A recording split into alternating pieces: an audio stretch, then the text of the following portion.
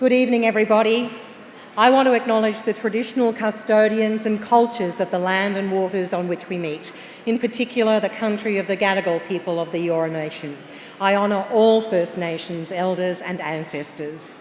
How wonderful is it to be back in the room together, celebrating great journalism.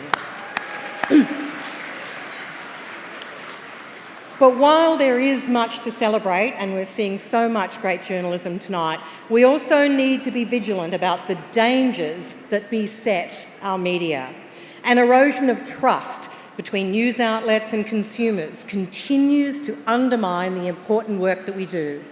There is ongoing uncertainty about the sustainability of so many media outlets.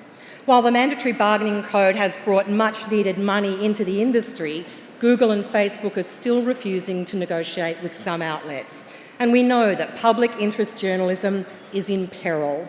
And that's especially so outside of the big cities. 2 weeks ago, and Anton was talking about it earlier, MIA released the findings of its survey of regional journalists. It is sobering reading. 9 out of 10 survey respondents say the health of regional journalism in Australia is poor to very poor. Not surprising, I guess, given so many jobs, hundreds of jobs lost, and the dozens of mastheads and outlets that have closed in the regions since before COVID hit. 61% of respondents said the future of their career as a regional journalist looks poor to very poor. 54%, more than half, didn't see themselves working in regional journalism in 5 years' time. That's a crisis. That's a tragedy, and we have to do something about it. We need financial investment and other support to expand the journalism that's on offer to regional, remote and rural communities. The journalists surveyed said they were concerned that further closures of media outlets in the regions would only cause more harm to their local communities. Barely 1% of survey respondents supported more mergers and acquisitions among media corporations.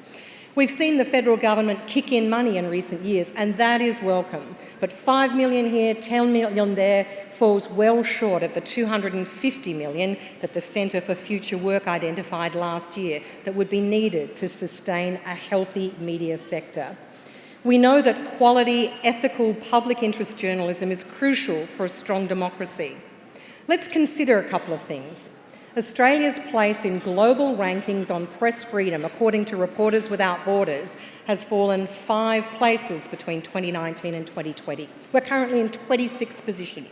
Transparency International's most recent corruption index saw Australia drop to 18th position. A decade ago, Australia was ranked 7th. Coincidence? I don't think so. Journalists must not be stopped from doing their jobs. In recent years, we've seen an increase in journalists being threatened, abused, online and in real life.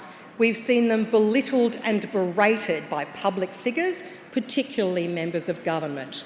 Our defamation laws are used to stop exposés, to silence criticism. Journalists and whistleblowers increasingly find themselves at risk of jail.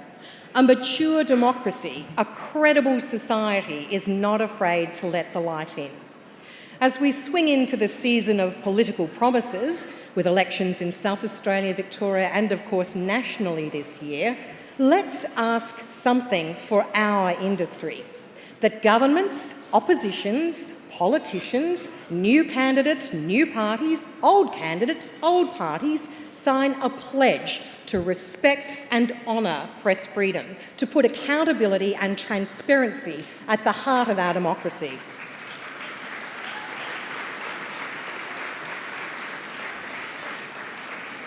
To answer the questions we actually ask, to respect freedom of information processes, not to hold court cases in secret, and not to spread disinformation and hide behind claims of fake news.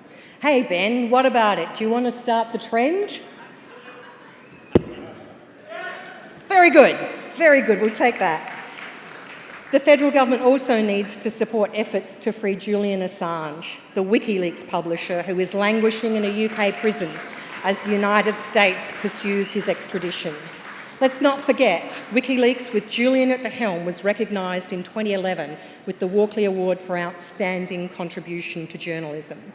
As we watch our colleagues tonight get the awards and the recognition they deserve, let's not forget that the case against him means for all of us who are committed to public interest journalism. Thank you.